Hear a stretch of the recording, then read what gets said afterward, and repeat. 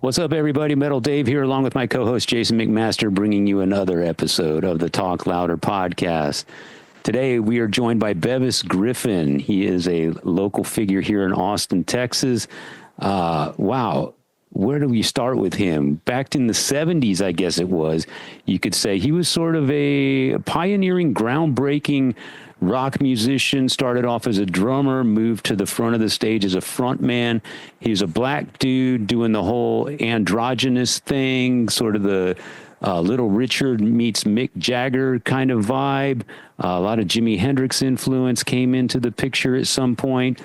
And then he kind of made his way. He originally started in Los Angeles, came to Texas, spent some time in Austin, made his way to New York, where he became a founding member of the Black Rock Coalition with Vernon Reid from Living Colour. So a really fascinating guy who grew up at a time when there were a lot of barriers in the way of becoming a successful rock musician if you looked like Bevis Griffin. And that's just the reality of it, and he'll be the first to tell you. But his perseverance paid off. He never let it get him down. He stuck it out.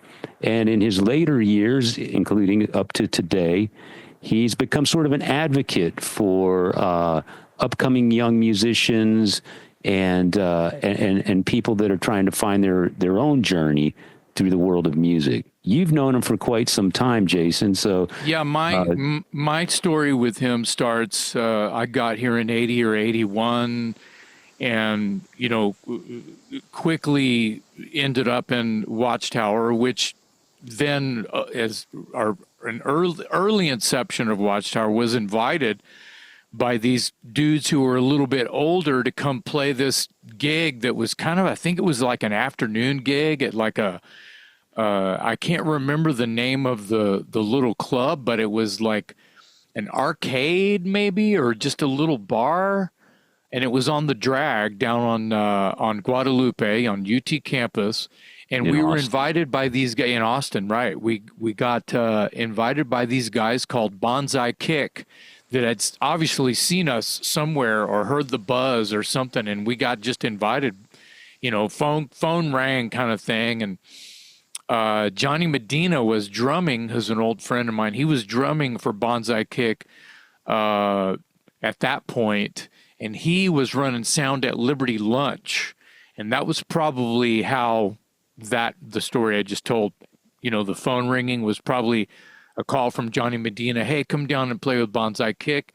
And that's when I met Bevis Griffin for the first time. And it blew my mind because, as you described, that was his sort of like over the top version of, David Bowie. And he could have been in the New York Dolls as a black guy. Yeah. And it was this over the top kind of almost punk kind of thing. And the story today is really about the journey to that and what it took as a black rock and roll musician.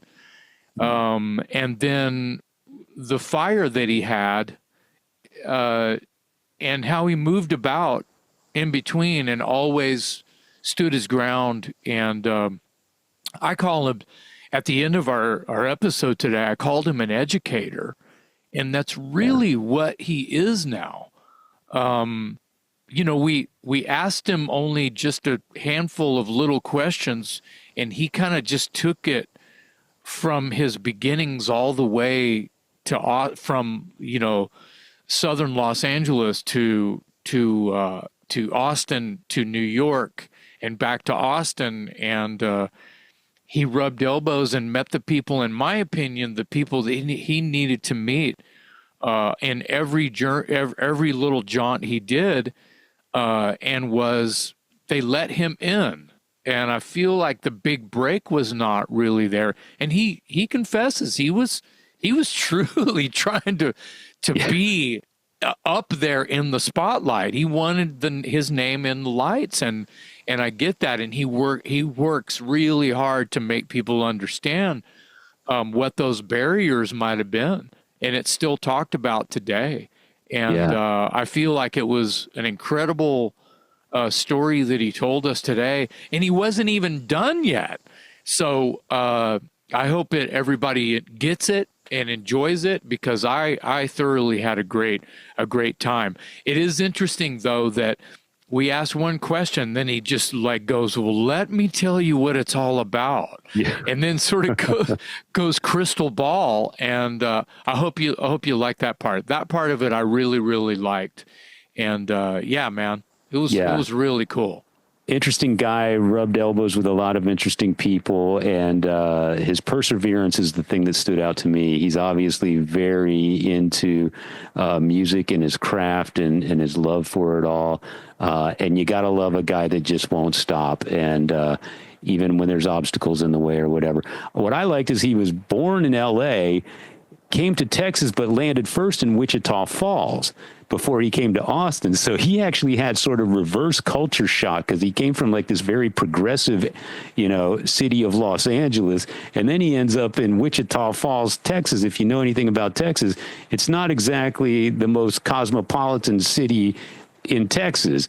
And then he makes his way to Austin, which again is very much more liberal. So he's kind of ping-ponging around between all these various locales, and in some places segregation was still very much in effect or had just ended.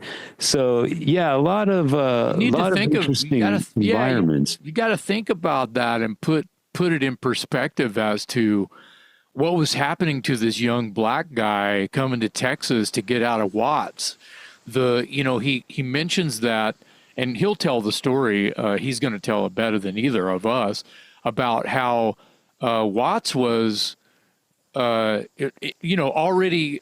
open-minded and integrated and progressive, and there was no issue, and then the riots happened in Watts, and his family, some stuff. He'll tell you about it, and that's why he had a chance to come. His mom was coming to Texas to basically reset and get away from the destruction that had happened in Los Angeles after the riots. And he came with her and had a reset button and fell in with the right people. And again, I'm going to call him, he says that he was a unicorn. I fully agree with that, about just how different you would have to be and open-minded and progressive you would have to be on his journey. An incredible journey, and I hope people enjoy this episode. Yeah, absolutely. Great story today. Bevis Griffin on the Talk Louder podcast.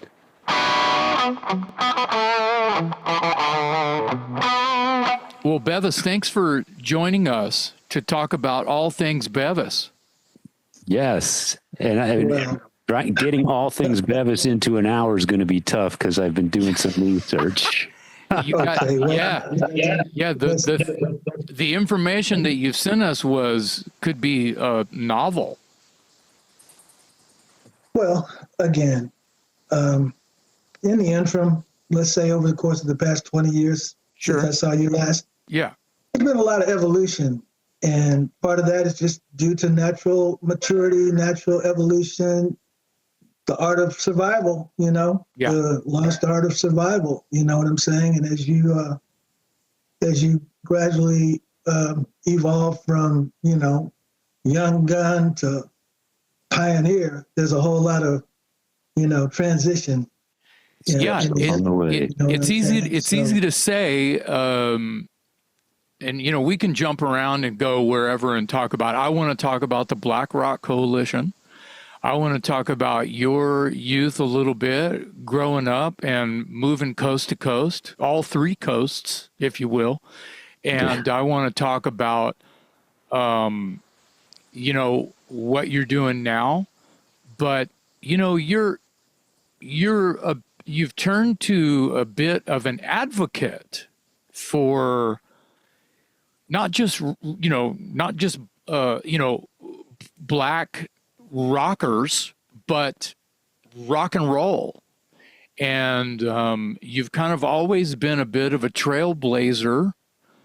And I knew that the day that I met you. And I met you the first time, I believe it was 1983, when Johnny Medina roped Watchtower in to open for Bonsai Kick down on the drag. And I still have the flyer. It's purple and black. I still have the flyer. That'd be something to see. I'd like to get a copy of that. Yeah. So needless to say, that thing's like 45 years old. The flyer. I'm not talking about you or me. I'm talking about the flyer. Yeah, that's a real mind warp, isn't it? You know. Yeah, to sort of put it in dog years, if you will. Sure. But tell us about the Black Rock Coalition. Not because we can start anywhere, but I want to talk about that because I found that to be very interesting. And am I right to say it was started in New York by Vernon Reid? Vernon Reid, alongside Greg Tate, who passed away a couple of years ago, fabulous music journalist, and there were several other what I call seminal founders of the concept. I kind of dovetailed into it at the tail end of '85, going into '86, and it's kind of a circuitous story. I try to avoid the fine print of it, but in a nutshell, to kind of put you in the right frame of chronology, so to speak, right? I moved to Austin in '72. I had literally just turned 18. Wow. I rejoined a friend of mine from Wichita Falls High School named Jimmy Siraj, who already had a concept of a three-piece power trio called Franklin's Mass. I had just begun drumming at a professional level the year before, and I'd been out on the road with a Louisiana, Mississippi blues man named Alabama Slim, who was supporting O.V. Wright, who was a fairly high-profile, blues musician, who was a friend of my father's, and that's how I got an audition that opened the door for me to move into professional drumming. So I graduated high school in '70. I made a quick splash into Austin, Texas, the summer of 1970 during a 4th of July hiatus from summer school because I was 16 years old trying like hell to get out. Yeah. And Gary P. Nunn, the fellow that wrote the London Homesick Blues famous theme song for Austin City Limits. Yeah. His younger brother, Steve Young, was a friend of mine while we were in Wichita Falls. He said, I'm going down to Austin to visit my brother because we had a 3-day weekend. Would you like to tag along? I'm like, hell yeah, let's go. So we jump in the VW bus, come down to Austin, meet up with Gary. Gary's playing pretty hard rock music at that point in time. He hadn't migrated into the so-called cosmic cowboy scene yet. Yeah. He had a 3-piece rock band called Genesis. Okay. Except they pronounced the name Genesee. I never understood why. Weird. But I'll never forget it because it was the first time that I was going into adult nightclubs on Gary's coattails, right? So they had a gig at a club that would have been at 15th and Lavaca called the Checkered Flag. Far out. And I just vividly remember that. And the band was, strong, made a good impression on me. And throughout the course of the next 48 hours, it was like Ferris Bueller's Day Off, right? Because it was me, Steve, on Gary's coattails. And Gary's taking us around his normal routines as his little brothers and his brother's friend. You know what I'm saying? Sure. So we're underage, but we're getting into the New Orleans Club, Vulcan Gas Company, the Black Queen over on West 6th Street. Hey, man, Austin in the early 70s is a different place than anybody in Austin knows right now. Yeah, so I don't want to pontificate too much No, on the you're local good. color, but it was fabulous by contrast to Wichita Falls because Wichita Falls was just barely integrated. Like the year I went to high school was the first year they integrated Wow. the school system. That's heavy. Now, that was a culture shock for me because I was raised in Los Angeles. And Los Angeles, people are surprised to consider South Central Los Angeles was racially diverse before the occurrence of the Watts riot in 1965. Okay. The Watts riot in '65 was like 3 times the scale of the uprising in the aftermath of the Rodney King verdict in 92. Remember when that set off? Oh, yeah. Well, imagine something 3 times the size of that. Yeah, that's big. Yeah. So it totally destroyed like the commercial infrastructure of South Central Los Angeles. My father, had a bout of alcoholism due to the depression that ensued by him losing 2 of his businesses. My parents separated subsequently, and my mother, having 3 younger siblings beyond myself, because I'm the oldest of 4, she relocated to Wichita Falls to kind of reset her personal trajectory in the wake of this divorce. So I'm telling you that to say I came to Texas by default because my dad fell ill, had a bout of tuberculosis, and had to go into a quarantine setting. And my mother enticed me to come to Texas, saying, if you come to Texas, I'll help you get a drum set. And that was the little carrot, that tipped the scale. That's a good carrot. But coming to Wichita Falls, there was a completely different social demographic.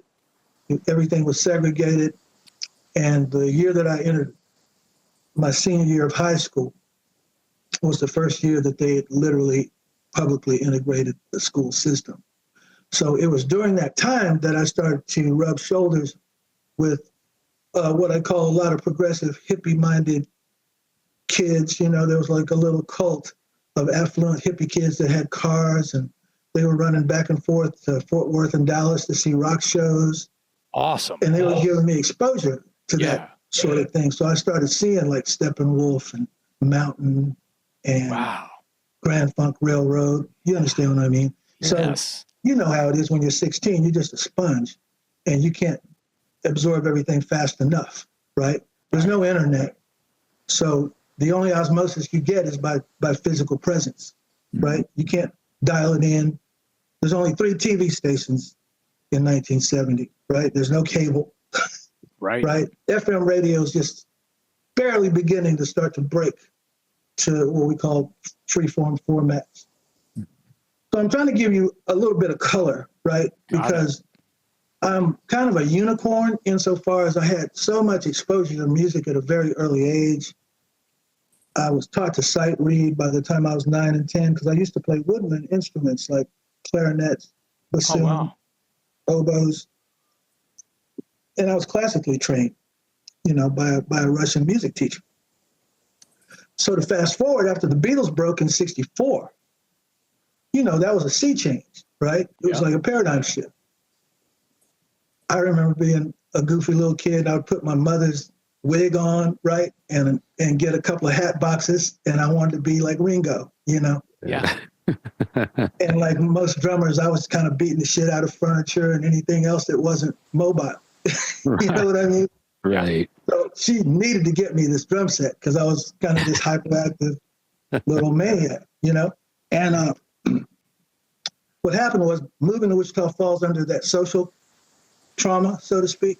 Yeah. It definitely brought me into a state of determination, and just by de facto, like, it gave me a lot of focus because I really couldn't deal with the external social circumstances, right? So my routine was essentially go to school, come home, do the homework, run to the garage, and practice till 10 o'clock, which was the curfew, right? Yep. 365 days a year. When you got that kind of regimen, you do accelerate. Oh, yeah. Because there really wasn't I didn't have girlfriends. I wasn't in a gang. I wasn't on the football team. There was no extra. Hold up. This sounds so familiar. You know what I mean? The nerdy kid just in his room all summer long. Everybody else is outside riding big wheels and popping wheelies and seeing who could ride it all the way down the block and go buy a Coke and just outside all day. Not me. Inside, just learning how to do it.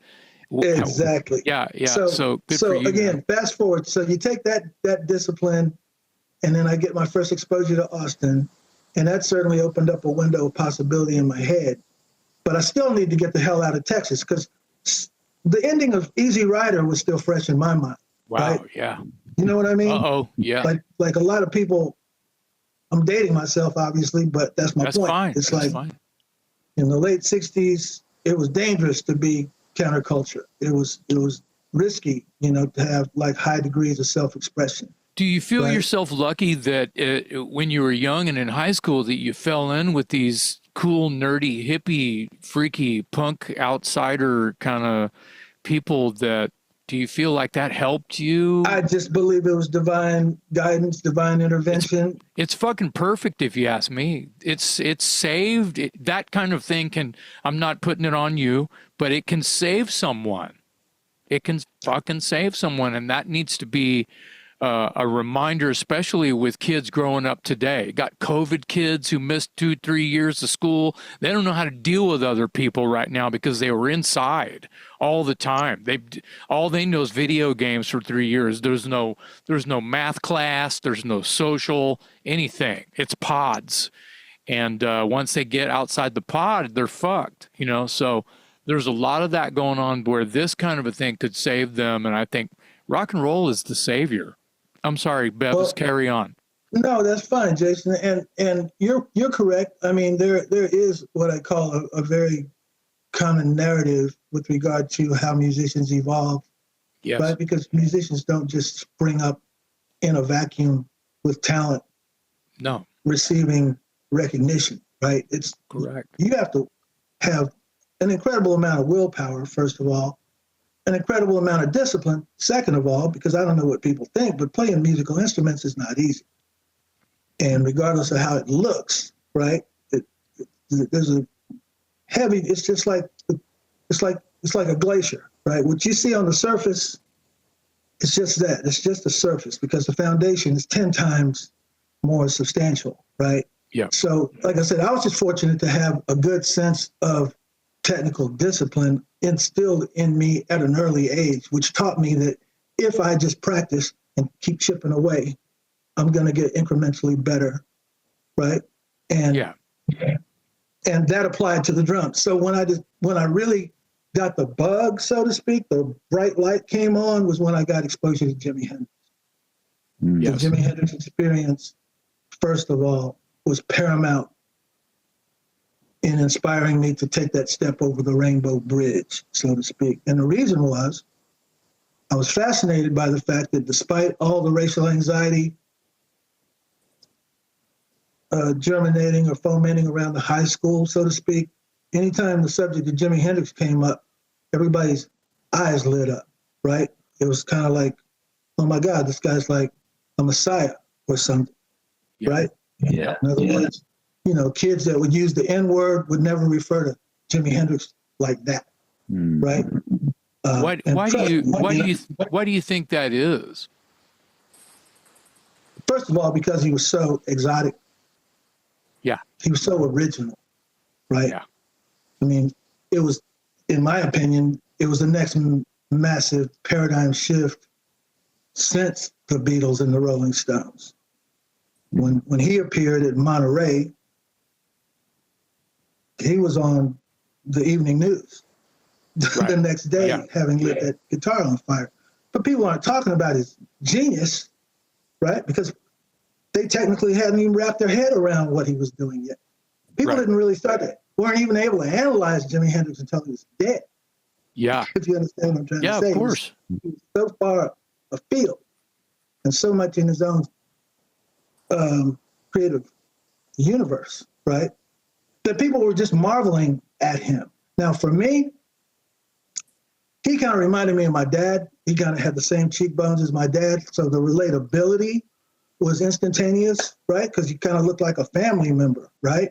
And of course. The fact that when you looked at, let's say, the graphic designs of the late 60s and early 70s, everything was so abstract and, phantasmagorical, you know what I'm saying? Mm-hmm.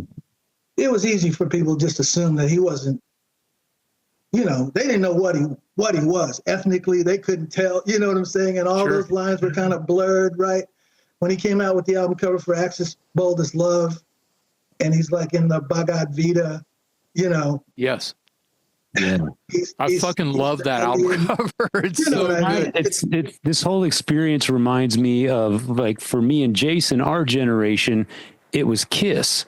And you saw the band Kiss and you were like, you didn't know. I mean, you knew they were human beings, but they were so otherworldly. They were just like, they were superheroes. They were magical. They were like, they were not like normal people that you could relate to. And that sounds like what Hendrix did for you, like a generation prior to us. Absolutely. Like Kiss. So I wanted to ask you, since Jimi Hendrix was such an eye-opening experience for you, you as a drummer at this time, what is your measure of a great drummer until you see Mitch Mitchell? Because I'm sure that was mind-blowing. Well, J-Bo Starks, the James Brown's drummers were kind of like the paradigm, right? Bernard Purdie, the famous session drummer for all of the Atlantic Stax records, these session drummers were like the guys, Al Foster, you know what I'm saying? And these guys were all like heavy pocket players, right? Yeah. Yeah.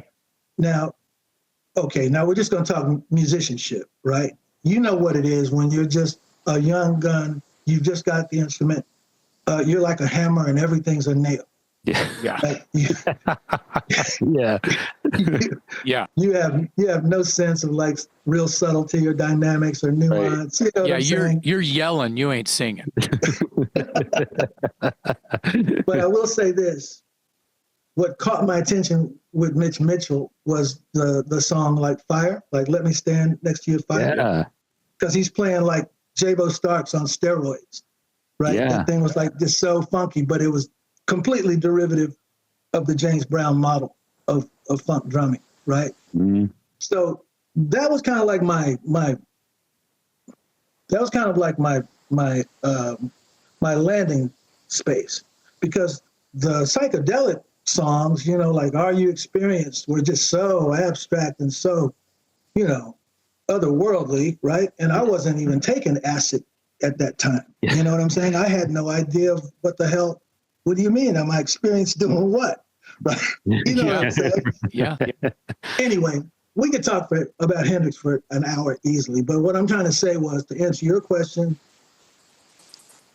I found that R&B root in Hendrix's music through Mitch Mitchell's rendition of Fire. Let me stand next to your fire. Now, by the same token, you have to understand, I was so fortunate that I basically hit that observation point when everything was coming in like a tidal wave, right? Because it was no sooner than I got acclimated to Grand Funk Railroad, which I was fascinated by Grand Funk Railroad, if I'm being honest. I thought that they were just an exciting live experience, right? Yeah. And because they were so loud, and because Mark Farner was such a powerful singer, and there was just such an energetic, three-piece presentation, my ears were wide open, right? I was like, okay, well, this stuff is out there. There's got to be more where that came from. And then just in that same, what I call short interim of time, let's say within the period of 1970 to 1971, right? I mean, I discovered, Mountain, Steppenwolf, the first phase of like Fleetwood Mac, with Peter Green. Yeah. You dig what I'm saying? Yep. And then shortly thereafter, here comes like ZZ Top out of Houston, who were playing clubs. And I met Billy Gibbons while I was still in high school, when they were still pulling a trailer.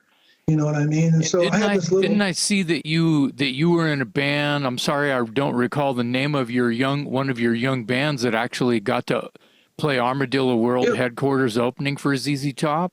Well, no, it wasn't Armadillo World headquarters. Oh. It was a venue in Wichita Falls called the Municipal Auditorium, Oh shit! and a smaller venue that was called Kickapoo Canico. It was basically a teen center. It was like a bowling alley that had been converted to a teen hangout. So this was ZZ Top's first album, and you had a right band behind their first album. Wow! Right? You were starting to hear the song like Brown Sugar. Yeah. Filtered through, you know what I'm saying, the local FM station, right? But it was not only ZZ Top. I mean, in short proximity, I met ZZ Top and I met the guys in Trapeze. Oh yeah. Like in short proximity of each other. And Wow. I tell everybody it was like my first, what I call true awakening to what hard rock was supposed to sound Sure. like viscerally, right? Because you're talking about presentations where you got like double 200-watt Marshall amps. In Trapeze's case, triple 200-watt Marshall amps, 4 Ampegs, you know what I'm saying? And you're getting this force that you didn't get from the quote unquote club bands, right? Yeah. And it was intoxicating for me, right? Wow. So again, these early seminal influences were very inspirational. And by the time that I made it to Austin and joined up with my high school buddy, and we had Franklin's Mask up and running, what the youngsters need to understand is we had no money, no financial backing. We were living in a storage unit off of Riverside Drive with no hot and cold running water, just electricity. We were winging it like street kids because there was a 7-Eleven and a Dairy Queen across the street, you know what I'm saying? So we were like street rats. Let me ask you something, man. Yeah. Was it the greatest time of your life? Were you having so much fun living like that? There was no place else I'd rather be. I mean, I fucking knew it. No, I mean, because we were able to play 7 hours a day, you know what I'm saying? Uninterrupted, with nobody banging on your door telling you to turn it down. Yeah. Right. You know, what the hell you think you're doing? Best time of your life right there, man. Right? Yeah. And we were just in it. We were just in it to get our boots on the ground, right? Yeah. At the time, the buzziest band in Texas, apart from ZZ Top, was this group called Cracker Jack. And it was the band that was founded by the rhythm section of Johnny Winter, which was Tommy Shannon, later of Double Trouble, and Uncle John Turner. They were the original trio with Johnny Winter, who was, one of Texas' first real superstars. Legendary Joplin, right? Legendary shit. Well, those guys played up in Wichita Falls at Midwestern University. And that's where I first saw them and met them. Now, because I was so enamored of Hendrix, like any other little knucklehead 16-year-old, right? I'm trying to emulate as best as I can with no budget, you know what I'm saying, with no stylist. So I'm stealing headscarves from my mother and blouses from my sister and this, that, and the other thing. And I'm just busy in the mirror trying to makeshift my way to become like a band of gypsies. You know what I mean? Yeah. Because that flavor was cool. It made more sense to me that, first of all, Hendrix was a massive sex symbol, right? Yeah. Mm-hmm. So the fact of the matter was, try though I might, I looked a lot more like Jimmy than I did Mick Jagger, or, you know what I'm saying, or Roger Daltrey or whatever have you, right? So you kind of like fake it till you make it, right? Yeah. So I found my prototype. Now, at the same time, it's necessary to point out the Sly and the Family Stone were also massive at that time, right? Yeah. And of course, Sly had his own outre fashion sense, you know what I'm saying? Kind of another movement happening. They both had multicultural presentations, meaning, black man with white people or whatever, male and female or different ethnicities and all that, all those lines blurred. Like Prince did in the late 70s, early 80s. Well, yeah, early 80s, because Prince wasn't doing anything in the 70s. Yeah. I was doing everything in the 70s. Well, I'm 5 years older than Prince. Yeah, so Well, that's one thing we have to. I feel like he might have been working on his thing in at least late 70s. Oh, it's fair to say, by the time he was in his high school Bevis. Prince was at home in the mirror with his mom's scarf and all that. He was trying to look like Bevis. Well, again, let's not get carried away. But I will say this: what I was doing was certainly looked at askance at street level, right? Like kids were going like what is up with this kid? What is he doing? Who does he think he is? Blase, blase. You know what I mean? This ain't Halloween. What are you doing? Right. Yeah. You know what I'm saying? But I knew in my head because chicks were digging it. There you go. Right? Yeah. Sure. And so, you know, that was my fan base, so to speak, or that's where I got a lot of moral support and encouragement to just keep it moving. But I say that as my foundation, right? What you also have to understand, though, is that, like I said before, there was such a confluence of heavyweight, game-changing music happening simultaneously, right? Because no sooner than I discovered Hendrix and I got into, I got into Cream late, right? Cream was already an afterthought by the time that I got my head around it. But the die had already been cast. So here comes Jeff Beck Group, Truth, right? With Rod Stewart, you know what I'm saying? Yeah. And I'm like, oh my God, I just love the fact that a lot of these British singers were coming with so much soulful energy, so much R&B influence under their belt. You know what I'm saying? That was my attraction to the Stones, was that my dad kind of gave me the tip of the hat. He didn't mind me playing the Stones in the house because their first 3 albums were primarily R&B and blues records that he already had.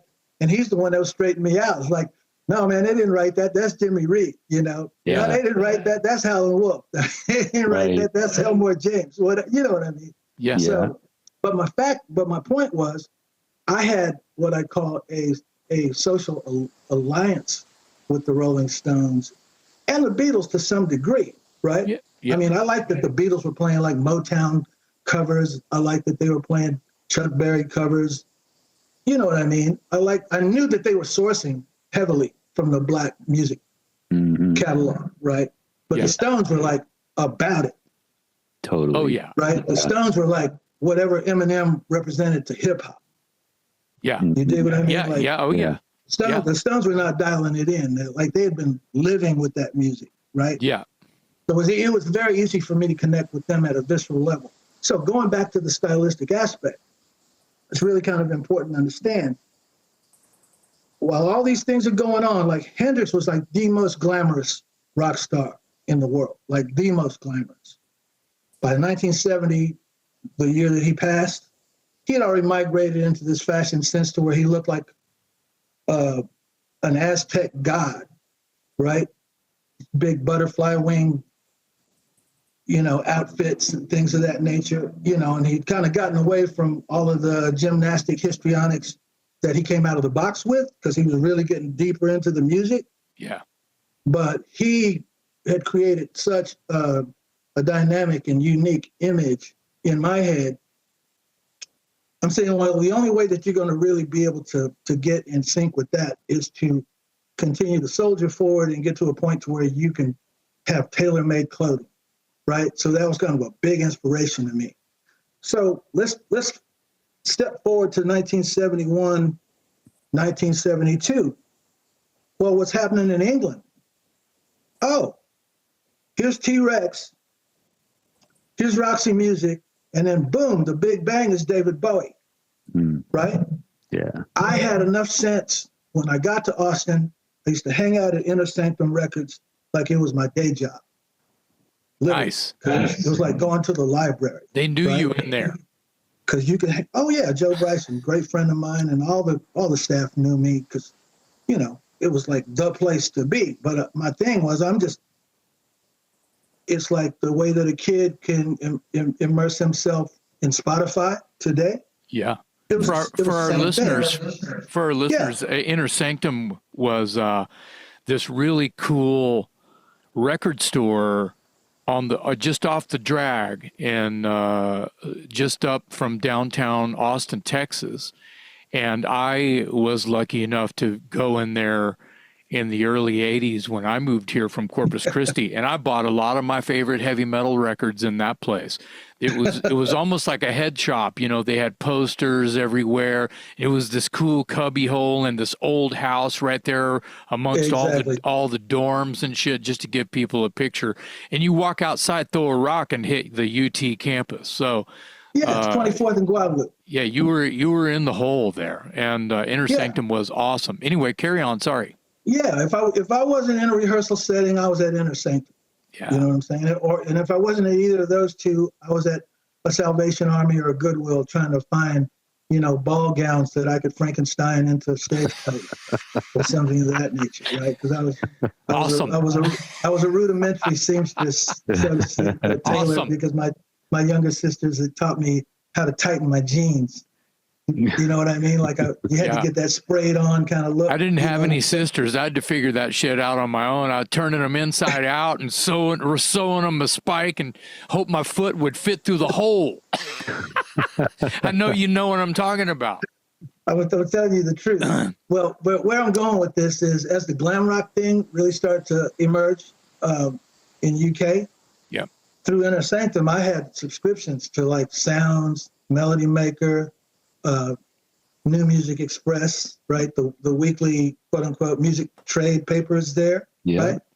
They weren't super expensive, but you know, when you're only making $100 a week, you know, you gotta choose your poison. You know what I mean? Like, what am I going to spend this money for, right?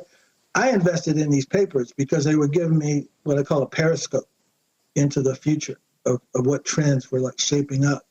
It turned me on to all these different cool things I never would have really known about because that music hadn't hit the United States airwaves yet. So that's how I knew about Slade and Budgie. You know what I'm saying? That's how I knew about the Sweep, right?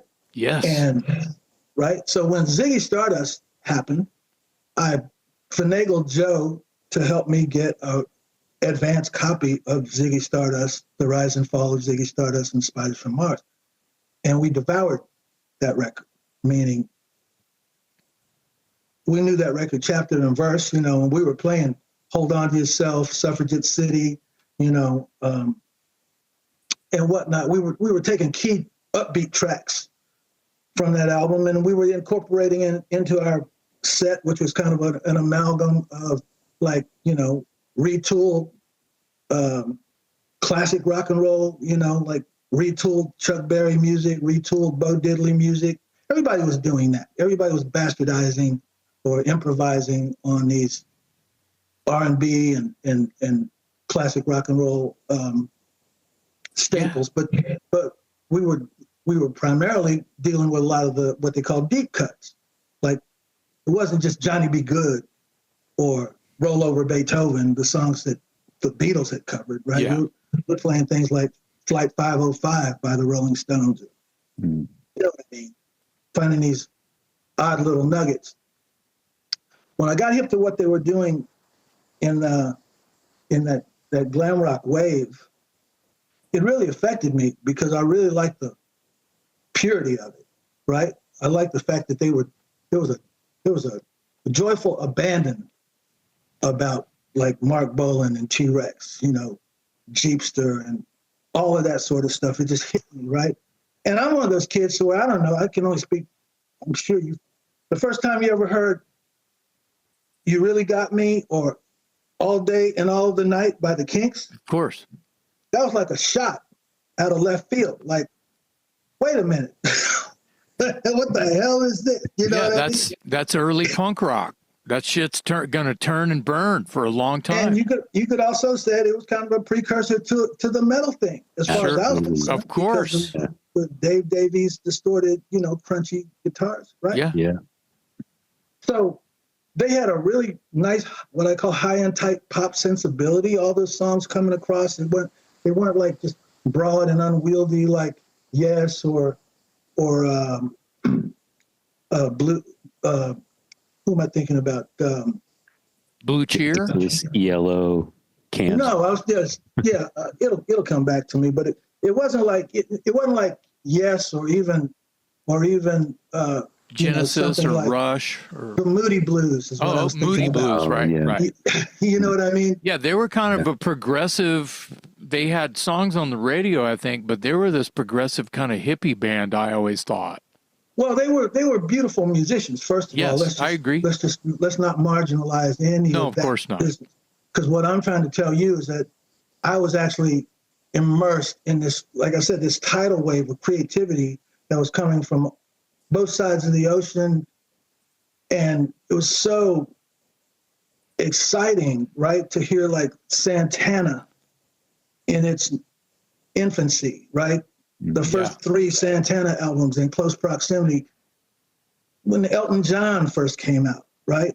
Which has nothing to do with metal at all, but that music was so powerful and so real, right? Coming from a 3-piece format. Don't get me started.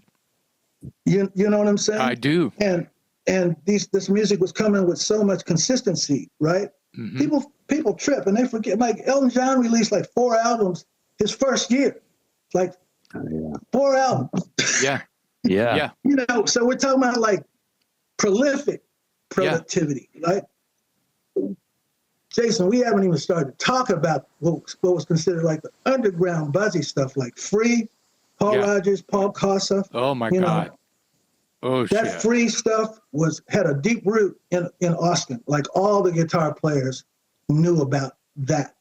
Yeah. All the guitar players in Texas knew about that first wave Fleetwood Mac with Peter Green on guitar, right? Yeah. That stuff was kind of like the blueprint for ZZ Top. That stuff was like the precursor of the ZZ Top sound. I can see that. Right? So being in Austin, I was fascinated by the fact that 8 out of 10 musicians that I was interacting with were really fascinated and intrigued by the blues. There was a heavy appreciation for the blues pre-existing in Austin before Antone's even ever set up shop. There used to be a little venue on Red River where Stubbs' footprint is now, 8th and Red River. It used to be called The One Night. Oh, yeah. Mm-hmm. 1KNITE. Yeah. And that's where Jimmy Vaughn had this little group called The Storm. Okay. With Paul Ray. Is that the place that it used to be like a biker bar? It was like a biker bar, bro. And it was like, you know, a situation where it was the closest thing I could say if Fred Sanford had a nightclub, it would look like the One Night. Yeah. I've seen some pictures. I've seen some pictures of that old place that they surfaced, I think, fairly recently. And there was an article that went with it. I don't know where I stumbled on that shit, but man, I read the whole thing and my jaw was on the floor. I thought it was awesome. And it talked about one of Jimmy's first gigs in Austin was there. And it was like a trip to be able to be invited to play there. And I heard that they used to close the door, and when the cops would knock on the door, they'd tell everybody to be quiet because they'd be after hours. They'd continue drinking, shit like that. Anyway. Yeah, well, yeah. Closing time back in those days was like midnight, right? There wasn't no 2 a.m. last call or nothing like that. So, yeah, I mean, I can go on a lot of sidebars about the One Night from what I understood about it, but what I really dug about it was that there was always a lot of women there. So girls were really digging that blues vibe, right? So it was Jimmy Vaughn, and then you would also sing like, you know, Angela Straley, Danny Freeman, you know, the guys that I consider to be kind of like the cornerstones of the Austin blues culture. Yeah. The spearhead of that was actually W.C. Clark, right? The black musician. He was the only other, apart from myself, he was the only other high-profile black musician that was active on the scene. And of course, he's like 12 years older than me. Right. Right. So there was a bit of a generation gap between me and WC. He'd look at me going like, man, what is going on with this kid? You know, he like, that's what, right?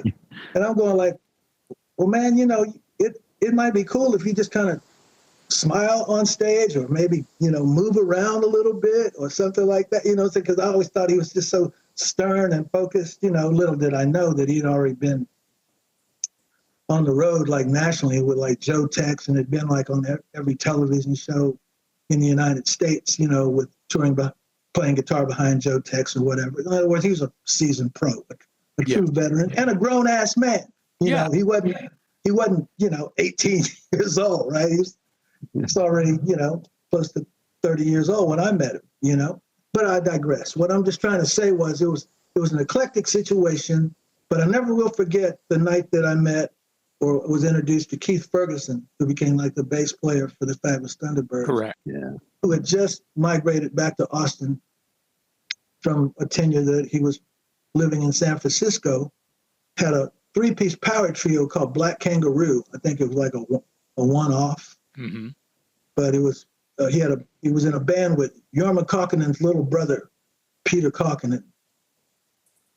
Jorma Kaukonen from the Jefferson Airplane. Oh, okay. All right. Sorry, his little brother Peter Kaukonen. All right. They had this heavy 3-piece group called Black Kangaroo. So when I met Keith Ferguson, he had like a British shag haircut because he had been to Europe with Johnny Winter as like Johnny Winter's like personal assistant because they were like high school buddies. Okay. So when Johnny got his big contract and moved to Connecticut along with Unc and Tommy, when they started to tour internationally, Johnny kind of drafted Keith as his personal assistant, kind of like his, road manager, because Johnny was visually impaired, right? Because he was cross-eyed. Long story short, Keith had all this exposure to the trends that were happening like in London and Paris, you know what I mean? The fashion trends. Mm-hmm. So when I met Keith, he looked like one of the Rolling Stones, you know what I mean? Like he had feathered hair, 2 or 3 colors of dye in his hair, He was wearing an exotic Oriental kimono, and I was wearing a kimono, He kind of had that Hendrixy kind of vibe, Yeah. And we recognized each other and, became fast friends. And when he saw my little 3-piece project, he was a big fan of that. Whereas a lot of the other blues guys kind of stoic. They kind of turned their nose up at anything that was hard rock, progressive. So see, we were a generation apart from all of that. We were like in with the hippest cutting edge thing. And so our presentation became really popular with the female contingent because we were very animated on stage. Like I said, Grand Funk was kind of one of our models in terms of performance models. Like this was before AC/DC, right? So You're talking about, it was rare that you'd see a band that was just constantly kinetically in motion from the time that they hit the stage to the time that they were done. Until you got to, 1973, 1974, when KISS showed up. Mm-hmm. What I'm alluding to is, so now I've got what's happening with the British invasion, and now I discover the New York Dolls. Mm-hmm. out of New York, out of New York City, right? Now here's a whole nother wall to get over, right? Because they're presenting themselves almost like they're transgender. Like the look of their debut album was so shocking and off-putting to the average red-blooded American male. You know what I'm saying? Yeah. And Alice Cooper. to annotate that homophobia was like off the scale in the 70s, in the early 70s. I mean, the fact that I was from South Central Los Angeles was a benefit to me because I had a strong spine and I was good with my hands. I could box if I had to throw down. I might, it's kind of like that. It's like that lyric in All the Young Dudes, mm-hmm. where it says whatever, like, Billy looks like a poop, but he can kick like a mule. He's a real mean teen, like that sort of thing. You know what I'm saying? Yeah. Yeah. Yeah. Well, rumor has it you carried nunchucks with you sometimes. Bro, I kept a little arsenal in my shoulder bag with me because I had to. I mean, get it. It really wasn't paranoia. Yeah. See, because the majority of our touring stops were East Texas, West Texas. Mm-hmm. Say no. And I was in I was in a soft little bubble here in Austin, right? Yeah. Because everybody was a lot more permissive, a lot more benign, a lot more progressive. They were hipper, you know what I'm saying? But when you get out into Kingsville, Beeville, San Angelo, Midland, Odessa. It's like now you're playing with your life. Right. You understand what I'm saying? You got cowboys with guns. Yeah. Well, like I said, Easy Rider was always in the back of my mind. I got you. You dig what I mean? You just never knew when that double barrel shotgun was going to show up, you know?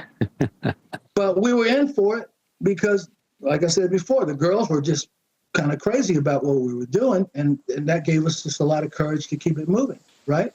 Seems to be a theme. Plus, it was just it was a rebellion. I tell people all the time, in those days, it was not like a lifestyle choice. It was a decision. It was like a commitment. Like if you were going to be in a rock band, it wasn't like you were just going to have one toe in the pool. You had to be chest deep or you didn't have any legitimacy, right? Yeah. Amen. In other words, you first of all had to come musically correct because they weren't giving you gigs out of sympathy, right?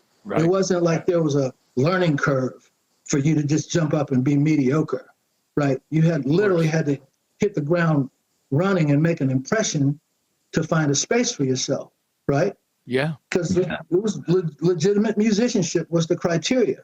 So once you had that under your belt, then you could play with the presentation. And I'm going to just loosely say 80% of the live acts in Texas at that time were shoegazers. Mm-hmm. Yeah. Right? All right. So there was a small faction of what I call, performative entertainers, like the band Cracker Jack, or in Dallas, there was this great band called the Werewolves that were friends of mine that were really great, but they were kind of in alignment with the New York Dolls, except they were much more muscular musically, you know what I'm saying? Yeah. But every city, especially like in the major cities like San Antonio or Houston, you could find these bands like Texas, or there was a group in San Antonio called Bees Make Honey, that had really great, crisp, original material and a glamorous sort of presentation, I want to jump forward here in a second, if that's okay. Sure. When did you start being out front and not behind the drum kit? That would have been 1979/80. Okay. You have to understand, I was singing and playing drums simultaneously all along. Okay. Oh, all right. So from Jump Street in Franklin's Mass, I was always singing and playing. And that's why I used the analogy Grand Funk Railroad, because their drummer, Don Brewer, could sing. Oh, also. Yeah, American band. He's singing his ass off, playing double kick and all kinds of shit.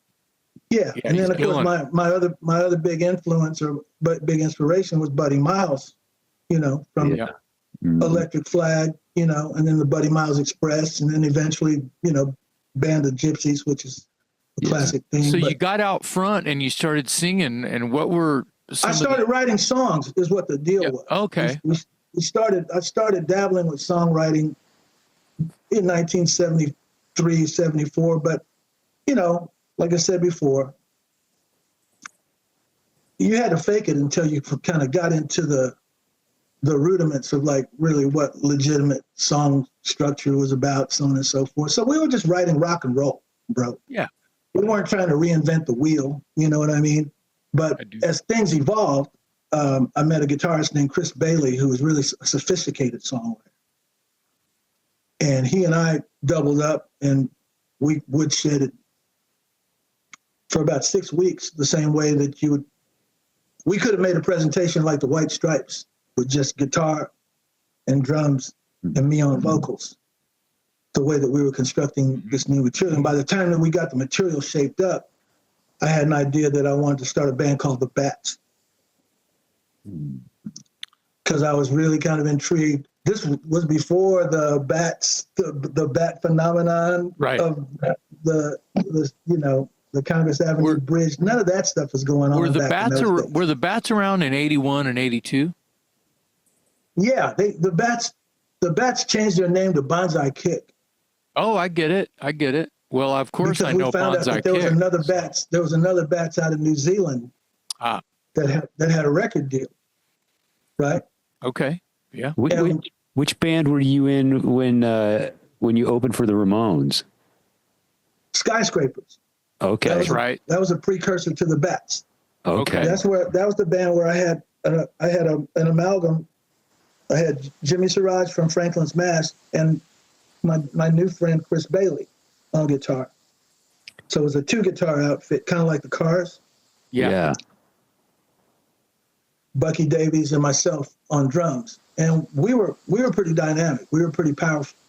But this was right at the point where Raoul's was just starting to come into focus. Legendary punk club down there on the drag. Yep, here in Austin, around Texas. 1979, the Skyscrapers kind of debuted at Raoul's, but then shortly thereafter, the Continental Club resurfaced after being dormant for almost 2 decades.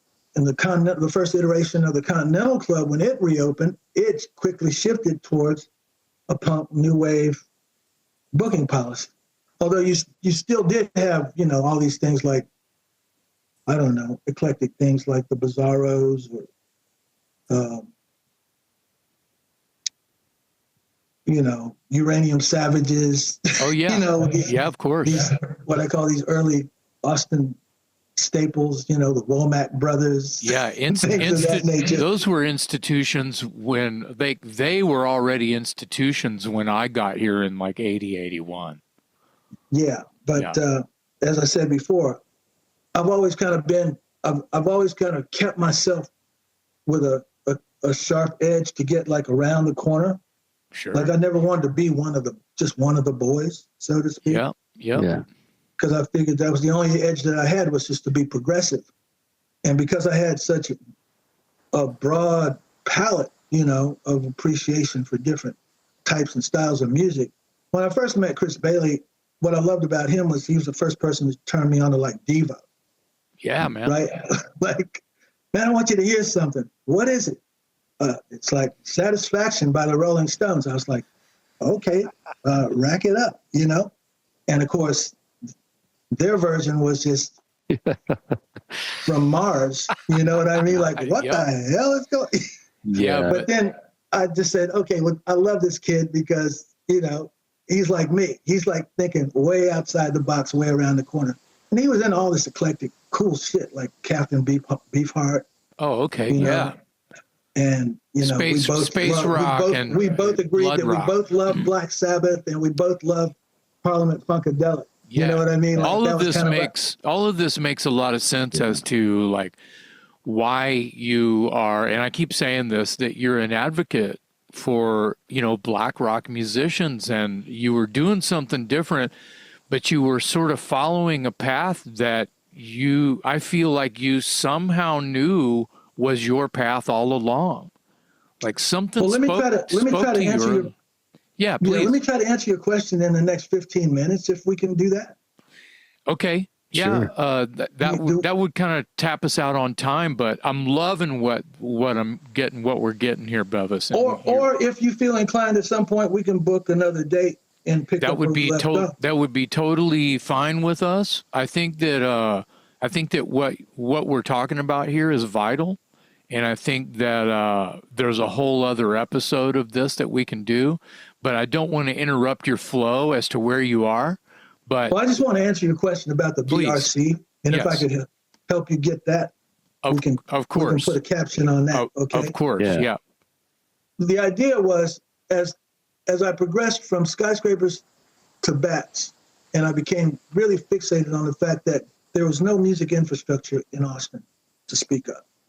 There was no South by Southwest. Of course. And despite all the buzz generated by the Armadillo World headquarters, what was interesting about the Armadillo World headquarters was it gave us so much exposure to the global spectrum of music, right? Yeah. Because you're not, I mean, of course it's famous for the good old boy, the Cosmic Cowboy, Waylon Jennings, Willie Whalen and the Boys, that whole thing. I mean, that's what everybody, puts at the top of the well documented to be that. Yeah. But what they don't understand is what drew me to Armadillo was the fact that they had this completely amorphous, eclectic booking policy, very much similar to Bill Graham and the Fillmore West or the Fillmore East, where else could you see like, John Lee Hooker and Ted Nugent on the same bill? Right. I recall seeing Peter Frampton opening for Genesis with Peter Gabriel in Genesis, right? I remember seeing Blue Oyster Cult with the Jay Giles Band. It's like the opening act, you know. And then there was always a third, or in some cases, even a fourth band on the bill. And it was usually like a local act. So going back to you, Dave, the Skyscrapers were kind of on that edge between hard rock and new wave. We were never disguising ourselves as quote unquote punk, right? Mm. Although I had actually seen the Sex Pistols perform at the Longhorn Ballroom in Dallas. Yeah. Whereas a lot of the kids from Austin that started punk bands went to Randy's Rodeo, San Antonio. Yeah. San Antonio, right? Mm-hmm. A lot of people forget there was a blizzard, there was an ice storm that weekend, right? Mm. So I had an inclination to try to see both of those dates, but I couldn't get past Dallas because of the weather, right? But the short story was that I had taken a hiatus between 1976 and 1977, and I actually joined up with a group that was based out of Altus, Oklahoma, that had a big contract with Air Force bases all throughout the Midwest. They had something like 60 dates. And it was a high-paying gig, right?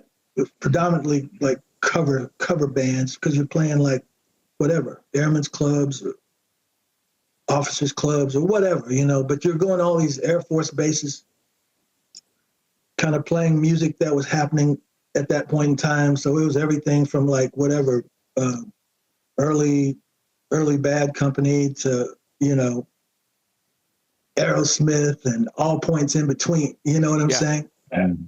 That's where I cut my teeth as a front man. Oh, right. In the guise of anonymity, right?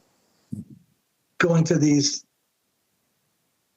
Air Force bases, which were actually pretty large audiences and real good paydays. So by the time that run was completed, I had 60 dates as a front man under my belt.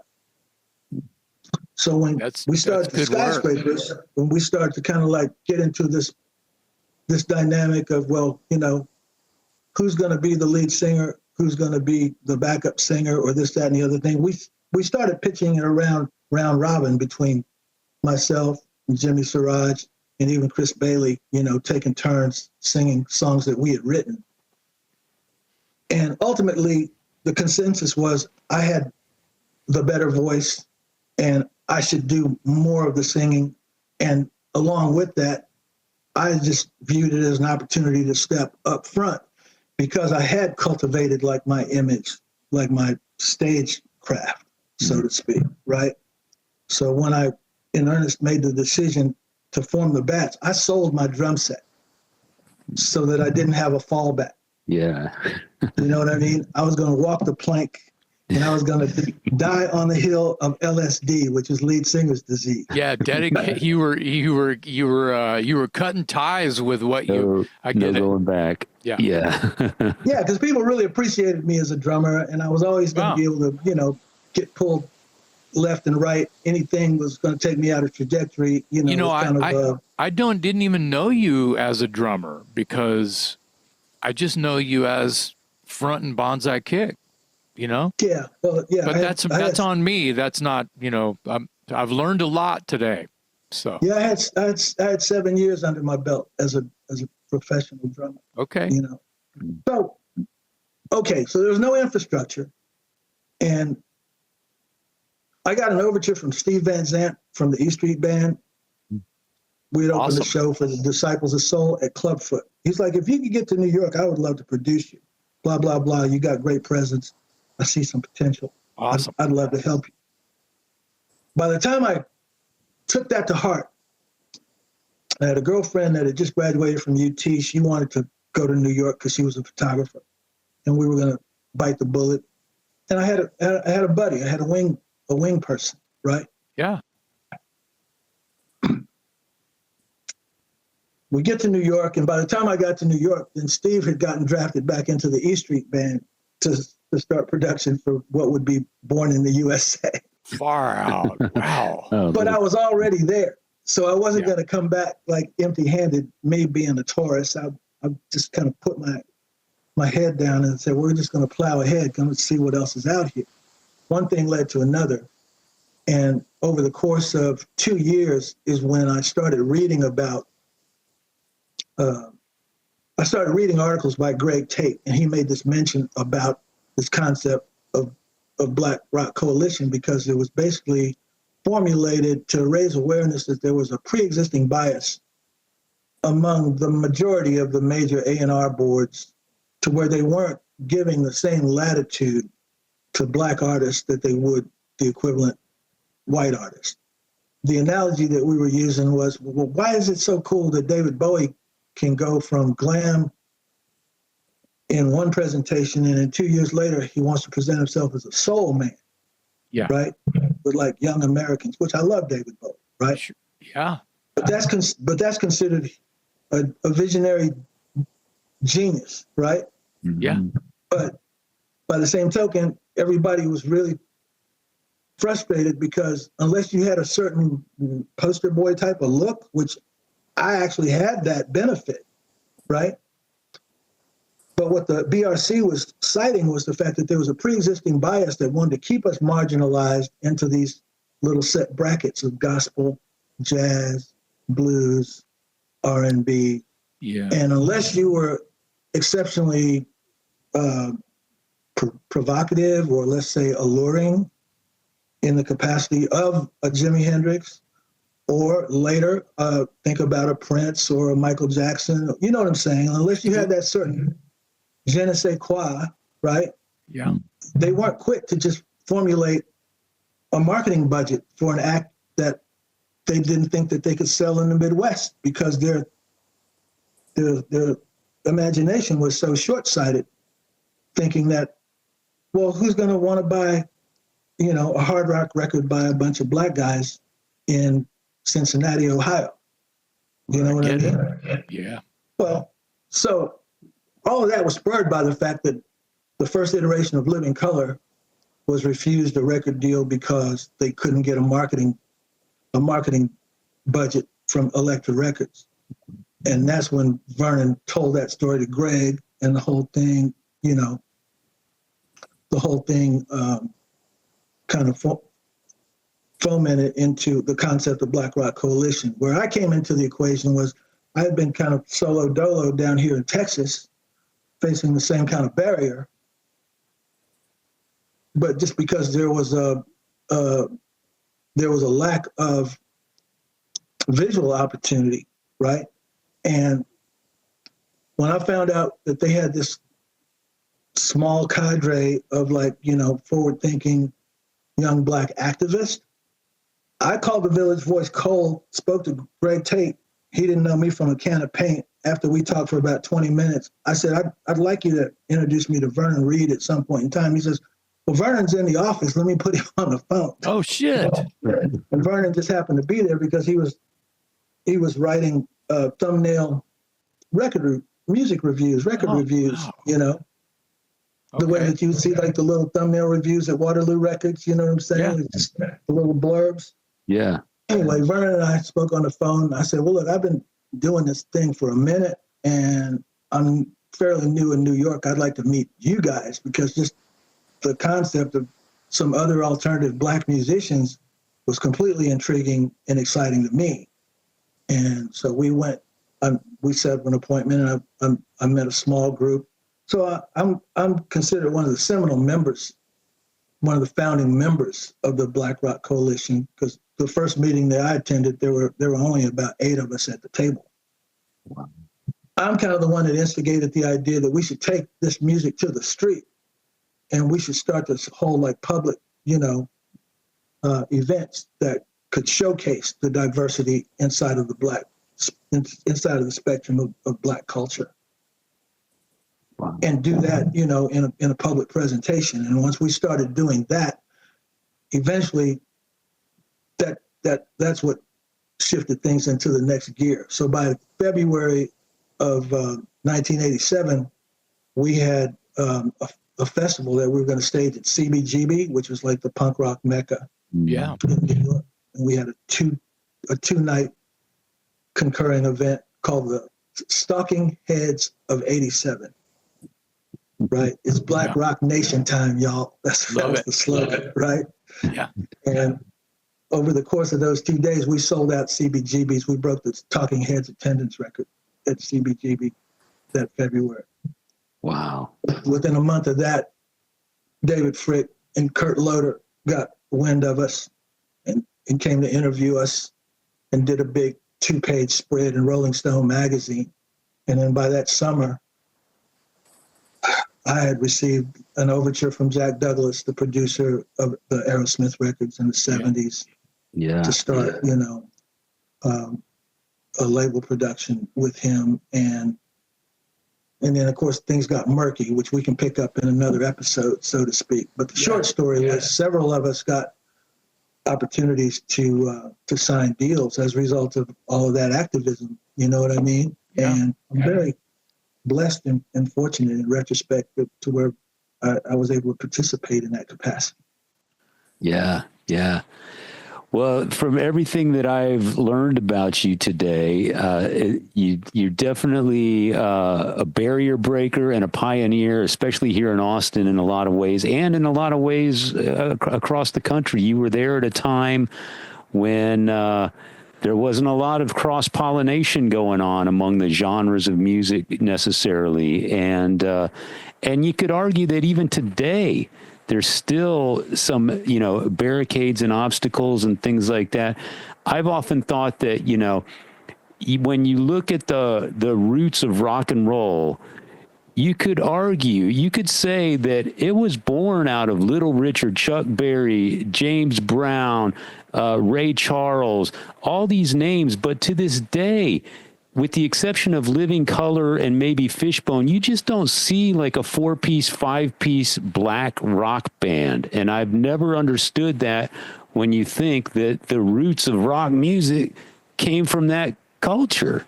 Well, we should definitely pick up another episode when you guys have the wherewithal and the bandwidth to do it. Because what I can tell you is straight up, it's like I have continued to cultivate relationships on the other side of the performing spectrum, right? Because after I kind of clocked my 40 years, I looked into the future and I just said, well, I don't necessarily want to just be beating my head against the wall as a 55-year-old musician playing, marginal gigs around Austin. Austin's very benign to, what I call veteran musicians, and I'm not knocking anybody that chooses to carry that weight, right? But I got in it for the big time, bro. Like I didn't get in it to just muddle around in the middle, right? I literally was chasing superstardom. Yeah. And this, like I said, my backstory, I can tell you reasons that disrupted that, but that's not the point. The point is everything that I garnered and gleaned from the machinations of the music industry, I decided I wanted to apply that to the betterment of other musicians. So I made a transition in 2013 and I started a development company. And my first clients were the band Death out of Detroit. Yeah. And if you've ever seen that documentary. Yeah, that Death documentary is awesome. Goes back to what we were talking about, right? There's so many hidden figures in the narrative of the rock and roll evolution, but the founding members are unequivocally Little Richard, Fats Domino, Chuck Berry, Bo Diddley, and then Elvis popped into the scene, which elevated and energized the whole situation to another level, right? Crossover. Because he burst the racial barrier of that. Yeah. But we can get into the weeds of all of that and the machinations of all of that in another discussion. But my thing is, what the biggest sin that I have is that at this point in time, Bad Brains are still not in the Rock and Roll Hall of Fame. Yeah. Amen.